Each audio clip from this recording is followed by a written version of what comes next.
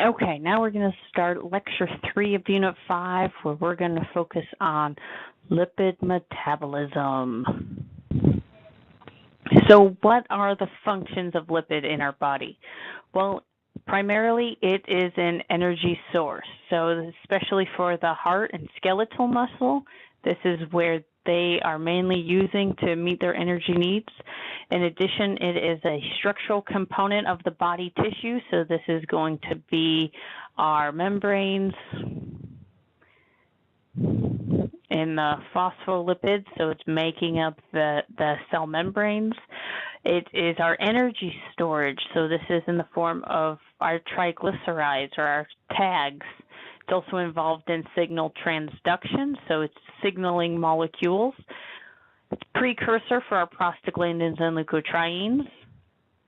Our visceral organ protection, so our kidneys have a fat pad that surround them that are protecting the kidneys. Thermal insulation. So not only does it help us maintain our terrestrial animals' body temperature, but more importantly for our marine mammals, such as our whales, our sea lions, and our walruses. So they have a lot of blubber fat. So the reason why they're able to survive in such cold water temperatures is because of the fat layer that they have. We also need it for proper neural function. So it's involved in myelination. So we have the myelin sheath that is insulates the neurons, so similar to how you have insulation around your wires throughout your house. Our myelin sheath is doing that, so we need it to maintain that myelin sheath. If you have inadequate myelination, you can have bouts of depression, and other mental dysfunction is associated with inadequate myelination.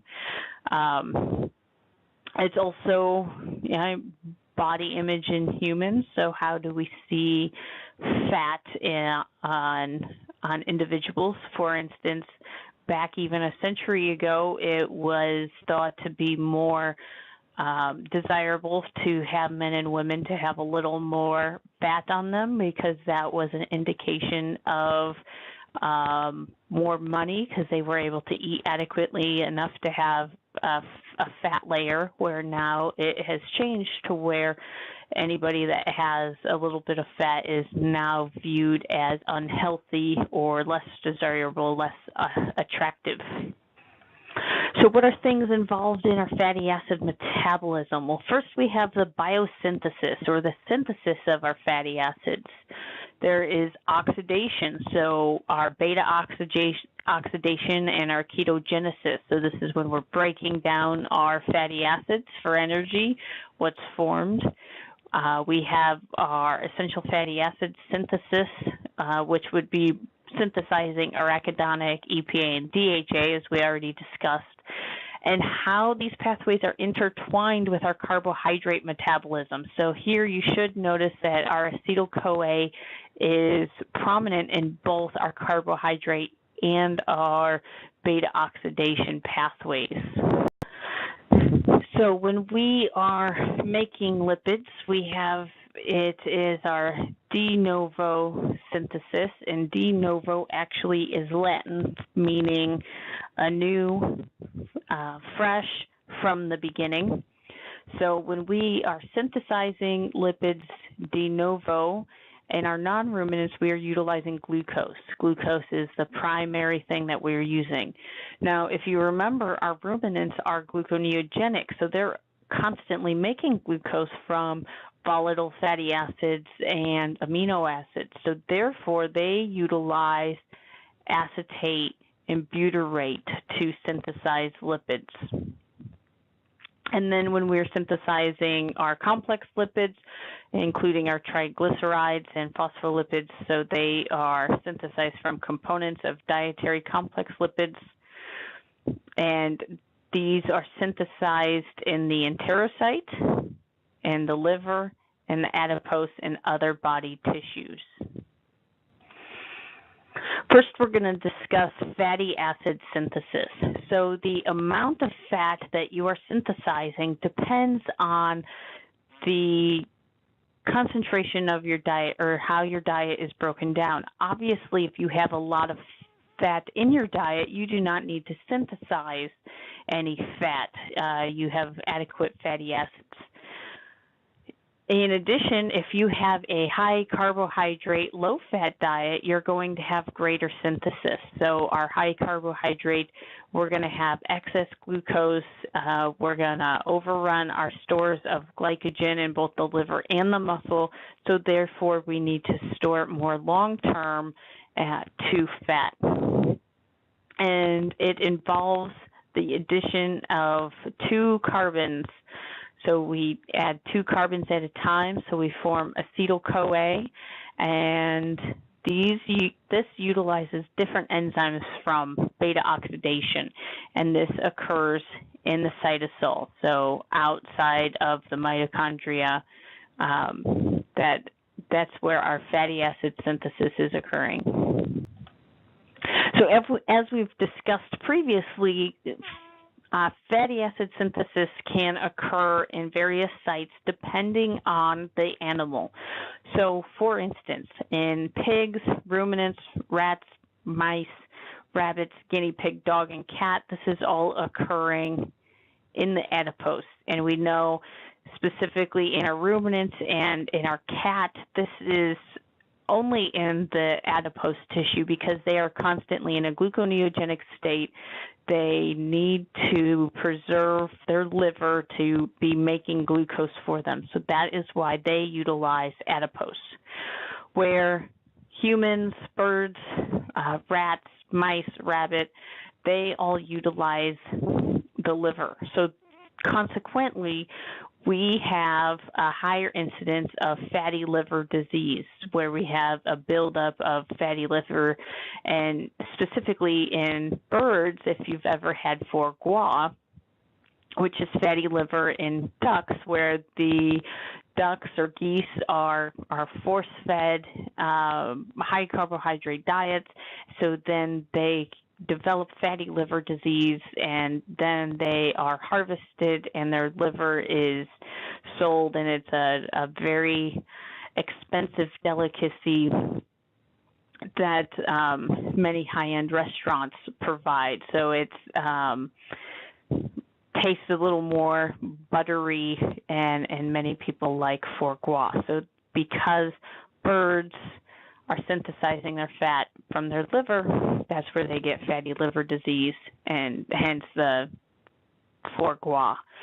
In any lactating animals, you're also going to have fatty acid synthesis occur in the mammary gland. So our first step in synthesizing fatty acids is first we need to have our acetyl-CoA is carboxylated to form malonyl-CoA. And this is the first step in fatty acid synthesis, and this step is irreversible. So once this step has started, we're going to continue making this particular fatty acid. For this, we use the enzyme acetyl-CoA carboxylase, and you can see on the picture on the right-hand side that this requires biotin as a coenzyme. So here we have a picture on the top of our biotin. It is bound to a biotin carrier protein. It interacts, and we have the bicarb added onto it, which is in green here. So now we have this carboxylated biotin. That biotin is able to go into the acetyl-CoA carboxylase, and then when we have acetyl-CoA, it then reacts and it puts this carboxyl group onto the acetyl-CoA, where we form malonyl-CoA. And this step not only requires biotin, but it is also dependent on the phosphorylation state of the acetyl-CoA carboxylase. And the phosphorylation is controlled based off of the AMP-dependent protein kinase. So if there's a lot of cyclic AMP or CAMP, then that's indicating that we have a lot of energy floating around in the cytoplasm, and we need to stop breaking down our glucose to form ATP and start storing this fat or storing this energy as fat. So then we're going to have the phosphorylation of the acetyl-CoA carboxylase, which is going to activate it. And this is also the rate-limiting step of our fatty acid synthesis. So remember from this that biotin is very critical. So one of the questions on the exam will be, which B vitamin is critical for the first step in fatty acid synthesis? And your answer will be biotin. Now, the rest of the steps are all controlled by a complex of enzymes referred to as fatty acid synthase. It is a 5-enzyme complex, and it utilizes pantothenic acid. So here, our pantothenic acid is incorporated into the ACP, and this is basically anchoring all these enzymes. And the reason why we have all these enzymes making up the fatty acid synthase complex is because then we have all the reactions in one place, and it makes the synthesis of this fatty acid go much quicker than if these enzymes were disassociated from each other. So here we have another slide of our explaining our fatty acid synthesis, and you can see on the right-hand side that we have our fatty acid synthase enzyme complex. So we have all of our enzymes surrounding the center. Here we have our center is our pantothenic acid, which is our center molecule holding everything together. You could see that we also start with malonyl-CoA that we formed from acetyl-CoA in the previous step. That's irreversible. And then we are binding that to another acetyl-CoA. And these two start at the malonyl-acetyl transferase. And through this, going through this enzyme complex of the fatty acid synthase, we lose our CoA and it binds, we get acetyl ACP and malonyl ACP, and this is coming from the pantothenic acid. So we're going to take a few minutes to describe and explain pantothenic acid's role.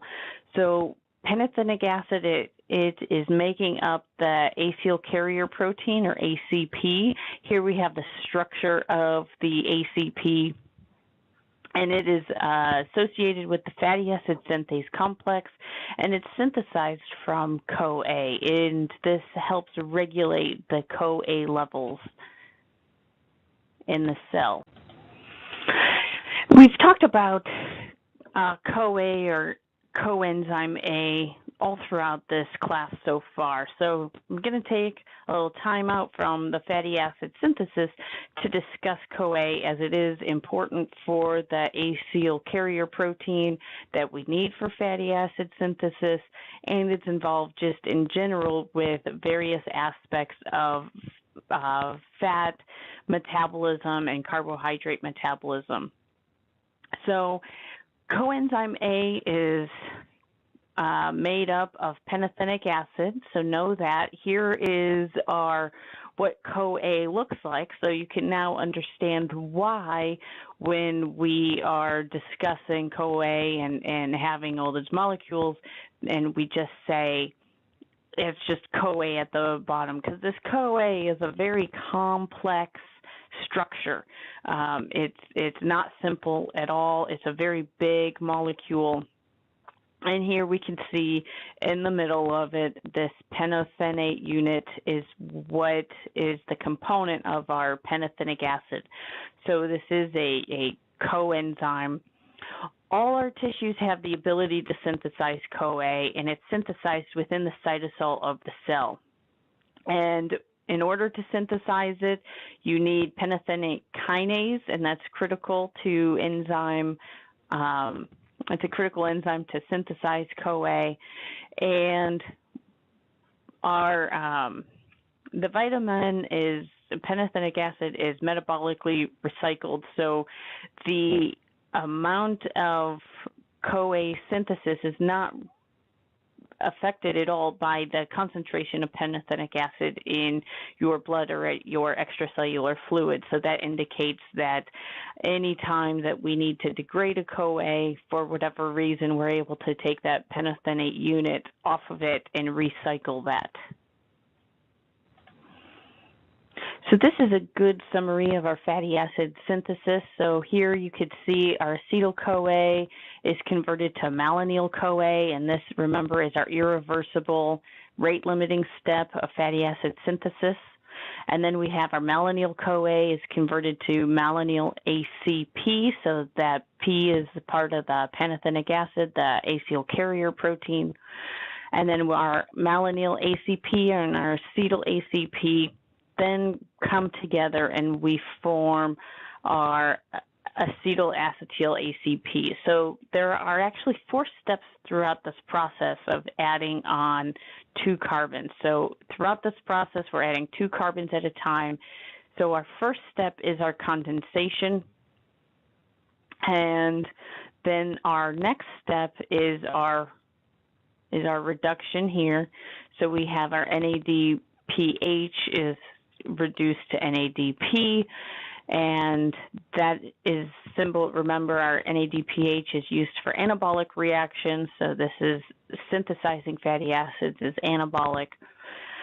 Next, we dehydrate, so we are removing a water, and then we have another reduction, another NADPH going to NADP here. And we repeat this until we have 16 carbons long or palmitic acid. And as I mentioned before, that palmitic acid is the most common fatty acid that our body is going to be synthesizing. So this slide is showing how our fatty acid synthesis is integrated with our carbohydrate metabolism. So here we have our glucose enters this cell, and it ends up going through glycolysis. We form pyruvate. Pyruvate then enters the mitochondria, and it goes through the TCA cycle. And that is going to form 36 ATP per cycle. However, if we get a significant amount of ATP within the cytoplasm, that's going to signal to the TCA cycle that we have adequate energy. We need to start storing this. So then we are going to kick out citrate out of the TCA cycle. So we're going to start removing that. The citrate is going to go into the cytoplasm, and then we use the enzyme ATP citrate lyase and convert citrate to acetyl-CoA. And then we have the start of our fatty acid synthesis, where our acetyl-CoA is converted to malonyl-CoA. That is bound to another acetyl-CoA. We have our fatty acid synthase network of enzymes, and eventually we get our palmitate formed, and we form our complex fatty acids, including our phospholipids, triglycerides, cholesterol esters, etc. So fatty acid synthesis for ruminants is quite a lot different, is significantly different than non-ruminants. So here you could see with our in our ruminants, remember they are always in a gluconeogenic state, so we are starting with our propionate. That is then able to enter the mitochondria, and we have the TCA cycle occurring here. Our malate can be removed, and we can form glucose here. However, if we have adequate amounts of propionate, we need to start converting this to fatty acids. So how do we do that? So they also have, the citrate does leave the mitochondria. So you can see here, it does leave the mitochondria. However, they have very low levels of the ATP citrate lyase. So they cannot really continue on this citrate to be converted to acetyl-CoA. So therefore, the citrate is converted back to alpha-ketoglutarate, and this makes NADPH, which is then used for fatty acid synthesis from acetate. So this then goes to fatty acids, and this whole system allows our ruminants to conserve glucose as the precursor. So we want to use more of our acetate as our precursor for our fatty acid synthesis as opposed to our glucose. So now we're going to switch gears and discuss lipolysis, which is where we are mobilizing our fatty acids to meet our energy needs. So lipolysis occurs when our energy demands exceeds our glucose supply, and this is controlled by hormone-sensitive lipase. And this is activated by epinephrine. So this is one of those things, if you've ever, let's say you wake up in the morning and you don't like coffee, instead you open a can of Coca-Cola, full sugar, you're going to release a lot of insulin right when you have that, and you're actually, once you absorb all that glucose from the soda, you are going to have a short period of time in which you are hypoglycemic and you get shaky because you are releasing epinephrine to help boost your energy. So that causes a release of glycerol, which we're going to use in gluconeogenesis to synthesize more glucose, and our fatty acids.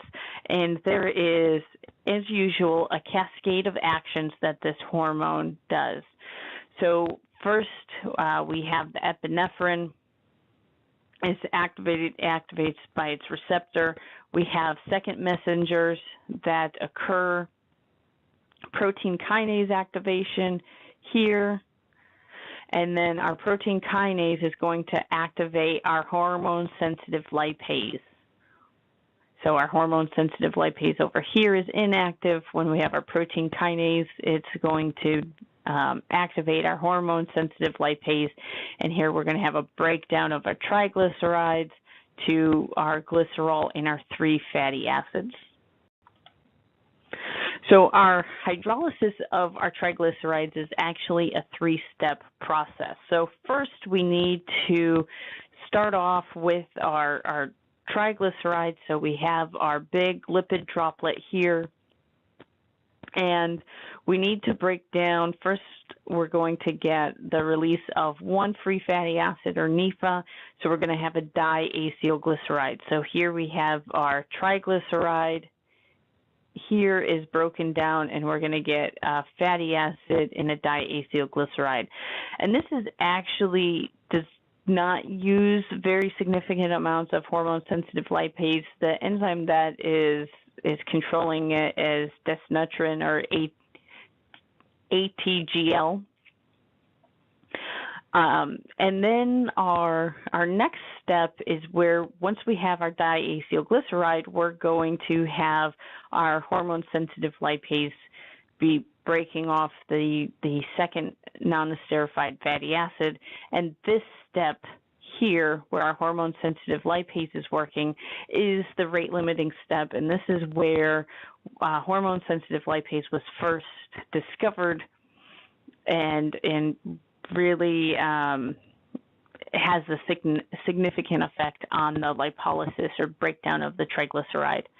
So our hormone-sensitive lipase is removing the second fatty acid, and so then we get a monoacylglyceride,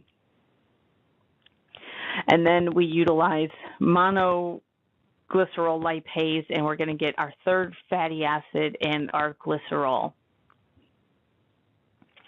And then our fatty acids are oxidized, or they are transported to other tissues, and they are transported either using albumin or, more commonly, our lipoproteins. So previously, we just were talking about breaking down the triglycerides to where we get a glycerol molecule and our 3 non-esterified fatty acids, and continuing on to undergo beta oxidation, first we have to take that fatty acid and move it into the center of the mitochondria where beta oxidation is occurring. And so therefore, we have to convert the fatty acids within the cytosol to fatty acyl-CoA. And this we are using acyl-CoA synthase, also known as thiokinase. So our reaction ends up being a fatty acid plus a CoA plus ATP yields a fatty acid CoA, an AMP, and 2 phosphates. Our then fatty acid CoA is able to bind carnitine, and it releases the CoA molecule, and that CoA molecule can then be attached to another fatty acid and is recycled. And then it goes through the acylcarnitine, passes through the carnitine acyltransferase 1 here. So that brings it through into the intermembrane space of the mitochondria. And then it is able to go through the transporter, and once this acylcarnitine is in the mitochondrial matrix, we cleave the carnitine off here. So we have our acylcarnitine, our carnitine acyltransferase 2 takes the carnitine off, and we are able to recycle the carnitine, and then we form our fatty acid acyl-CoA again within the mitochondrial matrix, and this is then able to undergo beta oxidation here. So our acyl-CoA enters the beta oxidation, and we recycle carnitine. So this carnitine is very critical for the utilizing and getting fats into the mitochondria. This is the rate-limiting step of fatty acid oxidation. So this is one of the reasons why bodybuilders, for instance, take supplemental carnitine, because they're trying to encourage their body to utilize fats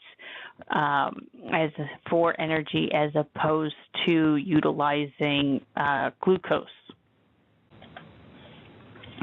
So during beta oxidation, which is where we're actually breaking down the acyl-CoA or the fatty acids, we have hydrogens are removed and taken up by NAD and FAD. And if you recall from earlier on in the semester, we yield 3 ATP for NAD, for every NADH that's formed, and 2 ATP for every FADH2. So remember that these are going to be entering the electron transport chain and synthesizing the ATP. So then at the very end, our end product is acetyl-CoA, is the major end product. This is then able to enter the TCA cycle, which yields a total of 12 ATP, and that's because based off of the NADH and the FADH2 that are formed, and then those are able to enter the electron transport chain also. When we have unsaturated fats, so if we are degrading or breaking down our linolenic or linoleic acids, we are able to do this process until we get to that first double bond. And then at that point in time, we isomerize and hydrate that, and then we're able to basically make it as a saturated fat and then keep on going. If we have a high rate of beta oxidation occurring, we're going to get the formation of ketone bodies. And this is very common in ruminants. It's also very common in prolonged fasting state. You're going to get a lot of ketone bodies that are formed with breaking down the fatty acids. And here on the right-hand side, you don't have to know the specifics of this, but this is just showing you where the FADH2 is formed and the NADH. and that our end product is acetyl-CoA. So we shorten this fatty acid by 2 carbons. So acetyl-CoA has 2 carbons on it.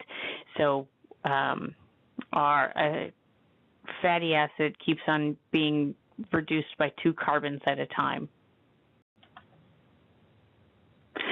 So this slide is a basic overview of all the lipid metabolism, and you can see that a lot of our lipid metabolism is also influenced by our carbohydrate metabolism.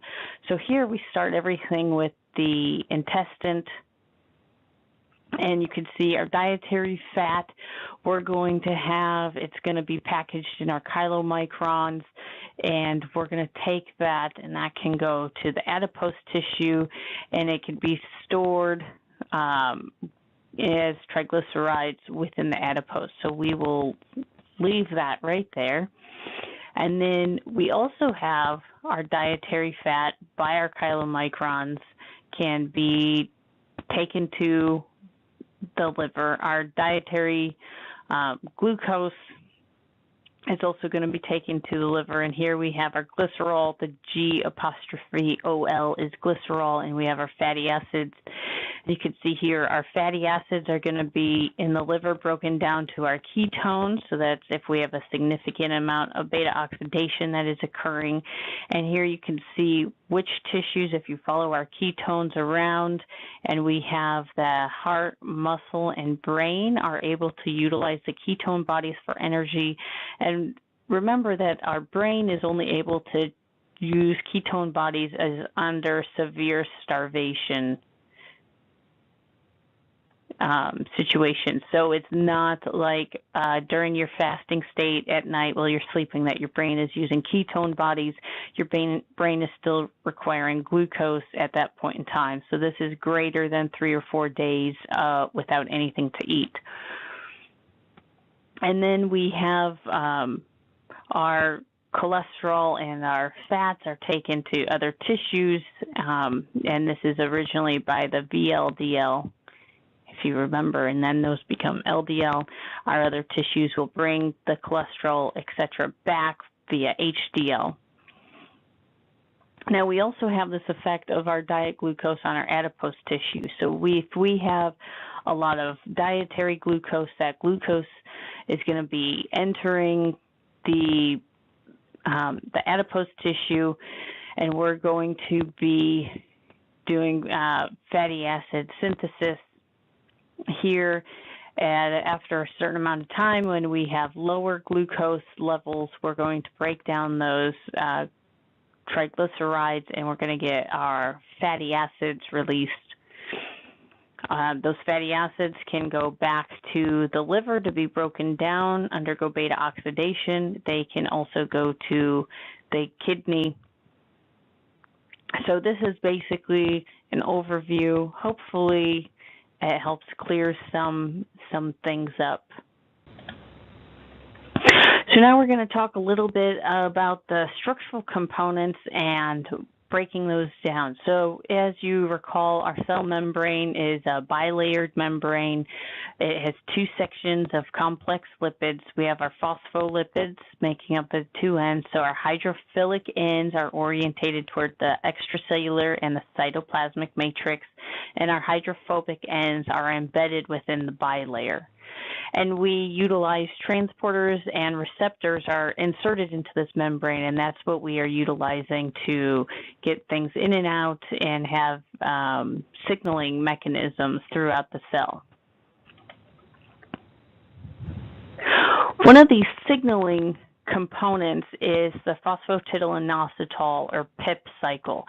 So we have our phosphatidylinositol, which is one of our phospholipids here, and it is one of the major second messenger signaling molecules. So then we utilize phospholipase C to break it down, and we get 1,2-diacylglycerol, or 1,2-DAG.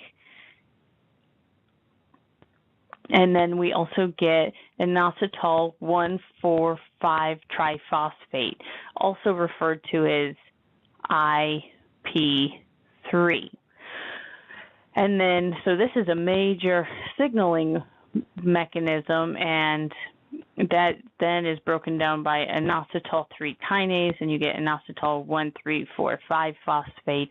And this is very critical for our signal transduction. There are many mechanisms throughout the cell, including insulin and glucagon and many other signaling hormones. Our peptide hormones are utilizing this mechanism.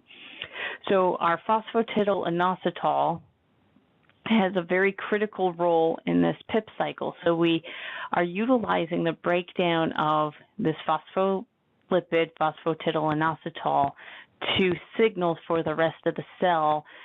Usually we end up with this, we get an increase in the intracellular calcium, and many other things that end up occurring within the cell.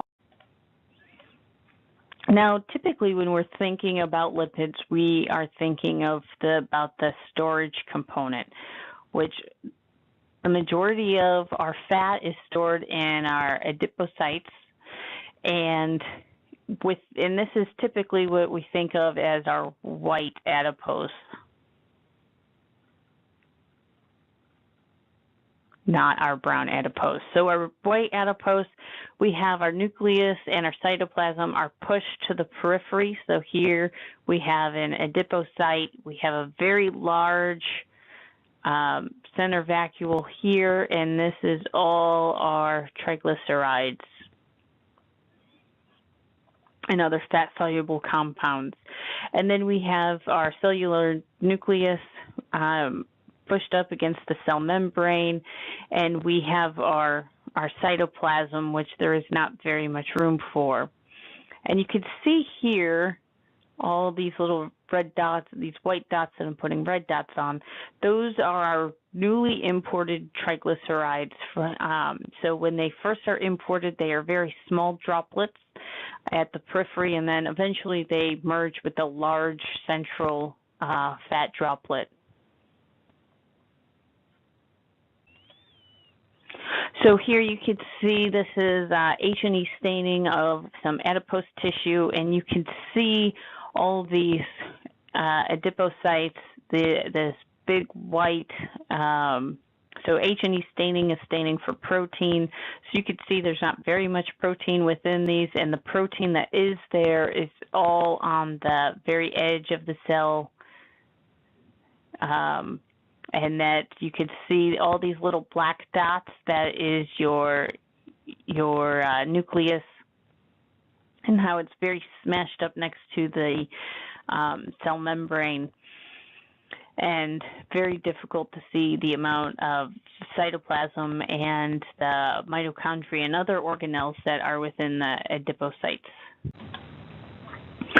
So this slide is describing some of the storage components. So here you can see usually our fat is pretty close to a lot of our muscle tissue. Then our lipids, they enter from the blood and they exit to the blood. So when we're going to our adipocytes, we're not utilizing our lymphatic system. We're still using our blood to transport a large portion of the lipids throughout our body. And it's important to note that our adipose tissue is a very dynamic tissue. It's not an inert, useless tissue or conglomerate of cells. We constantly have turnover of our triglycerides. So we have a constant state of triglyceride synthesis and degradation. So the combination of our synthesis and degradation is our triglyceride turnover. So it's constantly breaking down and building up those triglycerides. We have various places throughout our body that we have a congregation of adipocytes. So we have depots under the skin. These are referred to as subcutaneous fat. We have depots around the viscera, so this is the intestinal mesentery. We have interabdominal fat, or our belly fat. That's one thing that we're all trying to get rid of. Our fat around our organs, so our kidneys, and that's for shock protection. And then we have adipocytes within the tissues, the muscle tissue. So this is intramuscular fat, and this is the fat if you've ever looked at marbling in beef, for instance, you're trying to get a higher rate of intramuscular fat. So our subcutaneous fat is good. That's the fat that we want to maintain. It's helping maintain our body temperature, giving us a little bit of thermal regulation. The main fat that is a major concern for individuals is the intra-abdominal fat. So why is this intra-abdominal fat or belly fat so undesirable? And that's because this particular fat is very brittle or friable. It's mobilized faster than other fat depots, and this is the one that gives you a greater risk for heart disease. So if you're thinking of apple versus pear shape, usually those that have an apple body shape have a higher risk of heart disease, and that's because of this intra-abdominal fat is mobilized faster, its brittleness, etc.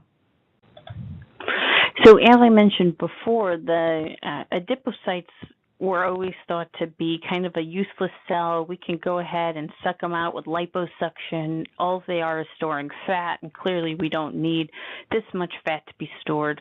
But over the last few decades, we've actually discovered that they are pretty significant and very metabolically active. And these adipocytes actually have a pretty significant endocrine function. So they are releasing leptin and adiponectin, NGF. They're secreting chemokines, and they are hemostatic. So they're releasing angiotensin, PAI1. They also are releasing a lot of cytokines, in addition to the fatty acids, cholesterol, and steroid hormones, and a pretty significant amount of acute phase proteins that are associated with our adipocytes. So if anything, the most common thing, you can almost classify adipocytes not just as energy storage, but they are pretty critical in immune function.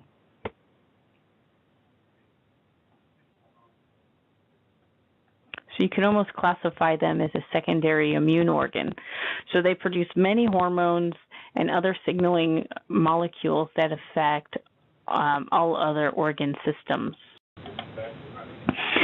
So the cytokines that are released from our adipocytes are what we refer to as adipokines, because we don't want to confuse them with the ones that are the cytokines being secreted from the immune cells. So our cytokines, they are small regulatory proteins. They are hormone-like. So they're not actually hormones, but they act like hormones, and they have regulatory effects on metabolism, and some of these specifically, such as TNF-alpha and IL-6, these are what we refer to as pro-inflammatory. So basically, if you have the flu, it's because of the TNF and the IL-6, why you don't want to eat, why you have a fever.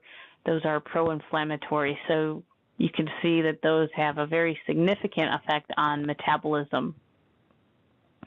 And as I mentioned before, it was before all of this, these adipokines and hormones were discovered to be released or secreted by the adipocyte. It was thought that adipose tissue was very inert and useless. So here, you can see the selected adipokines, so lectin, adiponectin, restin, TNF-alpha, and IL-6.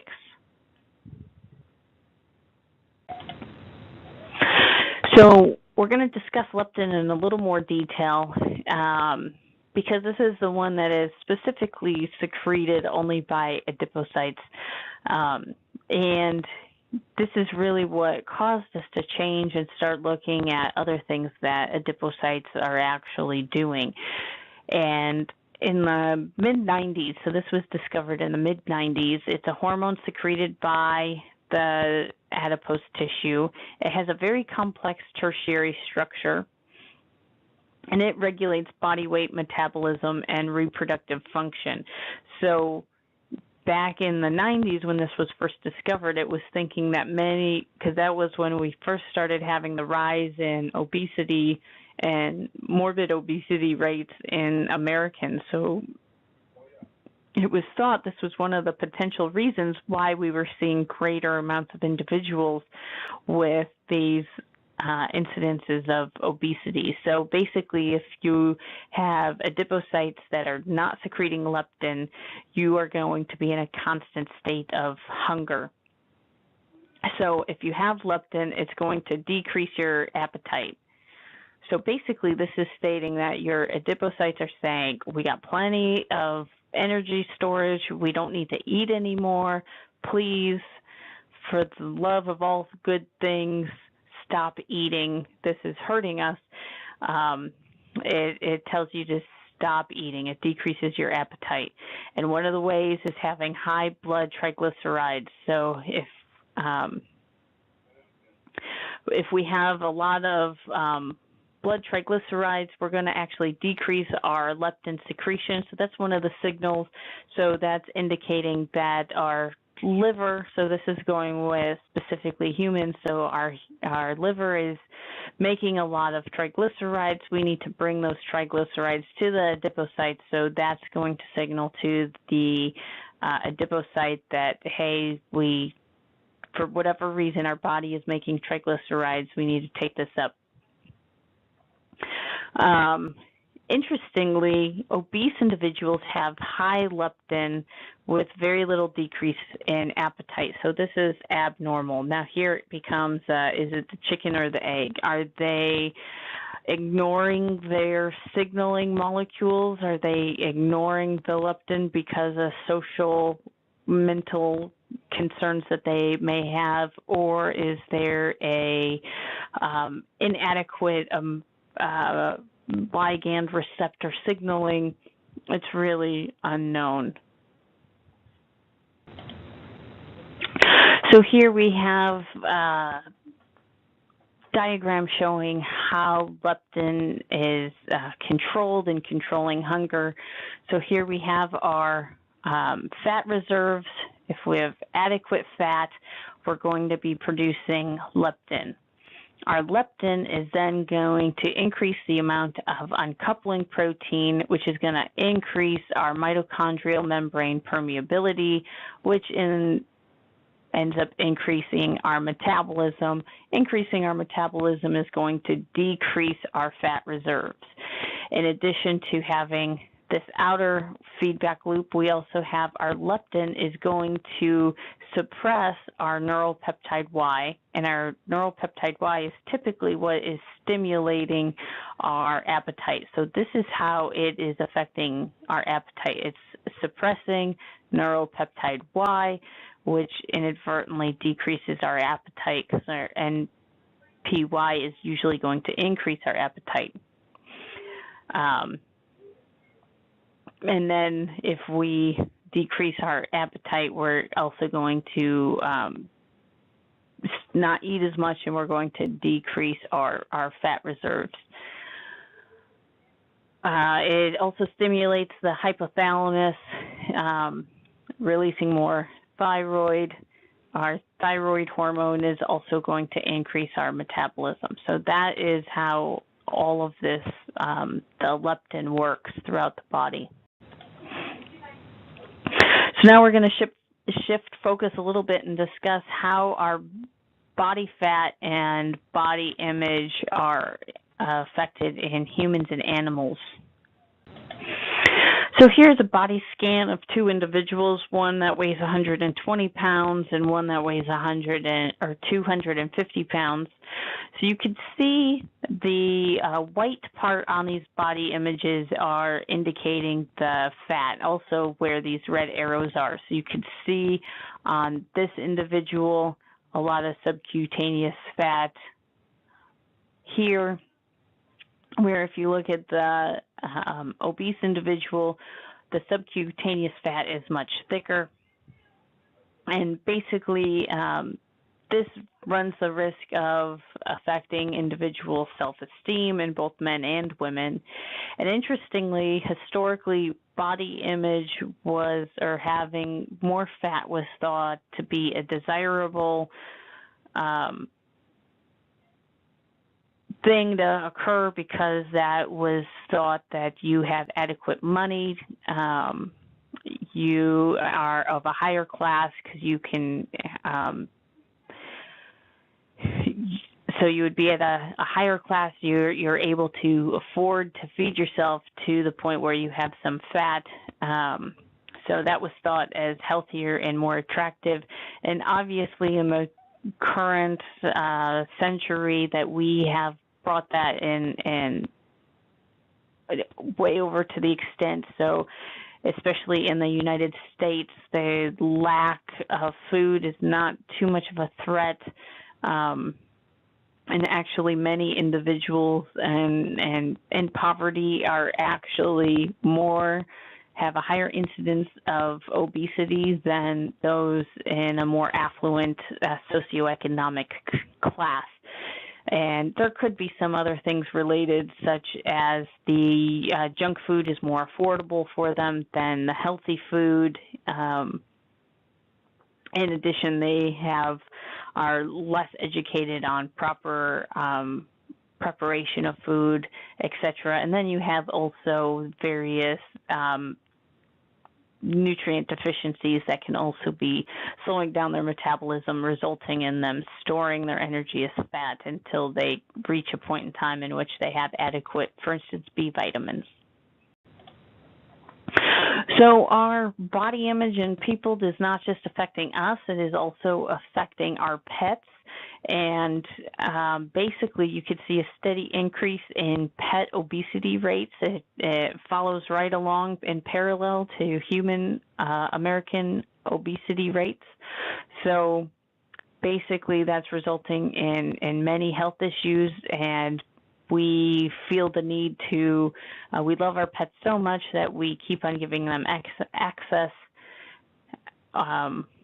food than they don't need. We're not taking, because of our own health issues, we are not taking them out for walks or playing with them as readily as in previous years. Now, some animals have adapted their lipid storage, and basically these are our mammals in cold climates. So you can see a moose, for instance, it has a lot of fat deposits in its legs and hooves. So they're in the tundra of Alaska and Canada, where there's going to be snow. They're going through the tundra, they're in a lot of water, so they need their fat deposits to keep their legs and hooves warm. Interestingly, they specifically are able to store a lot of polyunsaturated fatty acids. So why have they developed that? Well, these polyunsaturated fatty acids have a lower melting point, so their joints and those extremities will not get too stiff, or that, especially in the minus 40, minus 60 degrees, that it will be able to not get all, I guess, buttery joints. In addition, we have our seals and whales. They also have very heavy subcutaneous fat, and that is providing them with insulation. They have a lot, that's how they are able to maintain within the very cold Arctic waters. And interestingly, if you look at the milk composition of our sea mammals, they are extremely high in fat. And there are a few reasons why. One, we need those pups, those seal pups, whales, etc., they need to be able to quickly add on and get that thermal subcutaneous fat to help maintain their body temperatures. In addition, it prevents dispersion in water, and it is superior nutrition. So here's a picture of some Eskimos up in Alaska that are harvesting whale blubber. So whale blubber has been used for centuries for its oil. So these individuals have taken the fat and used it for oil lamps to provide light. And it's also a very important food and energy source for these communities. So you can see how thick that blubber is. So it's a good, 6 inches thick. So that's really maintaining that thermal regulation and helping the whales stay nice and warm in the cold Arctic water. Our Arctic seals and even our walruses also have very thick subcutaneous fat, and that protects them from hypothermia.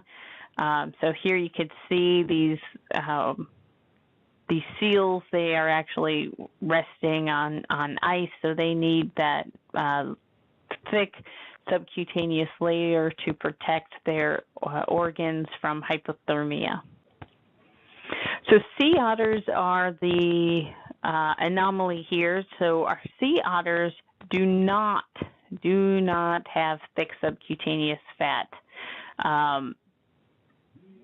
They are insulated by very thick fur coat, and those air bubbles get trapped in the fur, and that's what's maintaining their body temperature. So they have a very high rate of metabolism, and they're constantly eating to maintain their energy requirements. So here's a picture of an otter floating on its back, eating some mollusks. Pretty fun to watch. Sea otters and river otters play around all the time.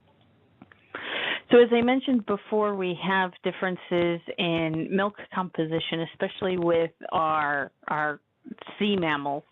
So here you could see our classic cow's milk. It has 3% protein, 4% fat, 5% lactose, total solids 13%. Similarly, so our horses have less fat, our sows have more fat. Dogs and cats have more fat than cows. But here, look at the seal. The seal has 45% fat, and a total of 60% of it is solid. So that is quite different compared to our terrestrial mammals. So our sea-dwelling mammals have a lot of fat within their milk and a lot of solids. So next we're going to discuss trans fatty acids in a little more detail, showing and discussing why those are bad for you and why you want to limit the amount of trans fats that you are consuming. So our trans fats are associated with increased risk of cardiovascular disease and cancer. And that's because it affects our hepatocytes or our liver cells. We see an increase in our LDL. We see an increase in our VLDL, cholesterol, triglycerides, etc. We see a decrease here in our HDL cholesterol, and we also see a decrease in the LDL size. They become smaller. And our adipocytes, they cause an increase in our free fatty acids or our non-esterified fatty acids. So that is going to be at a higher risk of making soaps or detergents, which is not good for you. You decrease the amount of triglyceride uptake if they have a lot of trans fats associated with them. We decrease our cholesterol esterification, and we increase our inflammation response. here with our monocytes and macrophages. So this is our immune cells. You could see that we have these, when we have trans fats come in, we're going to have upregulation of our interleukin 6, which is abbreviated IL-6, and TNF-alpha. If you remember, these are pro-inflammatory.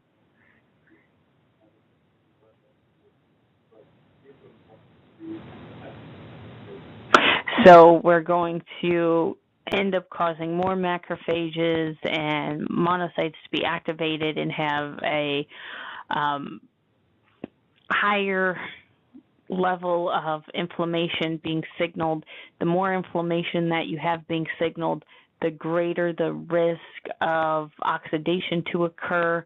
If you have your LDL become oxidized, that's what's going to cause your plaque formation.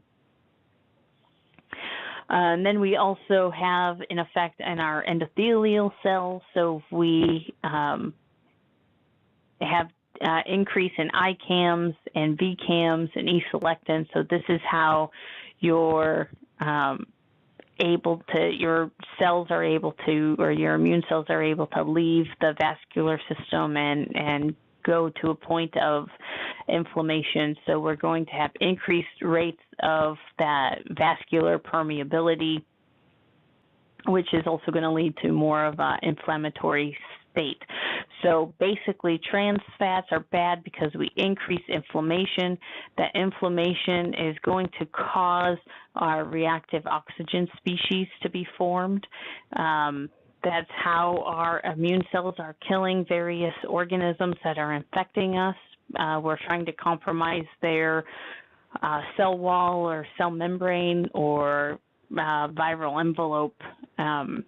So we are, part of our immune system, we are creating these reactive oxygen species, releasing those, and the more reactive oxygen species we have, the more likely that you're going to cause oxidation of your DNA, getting cancer, and you have those oxidized LDL, which end up being eaten by the macrophages, and that causes plaque or atherosclerosis.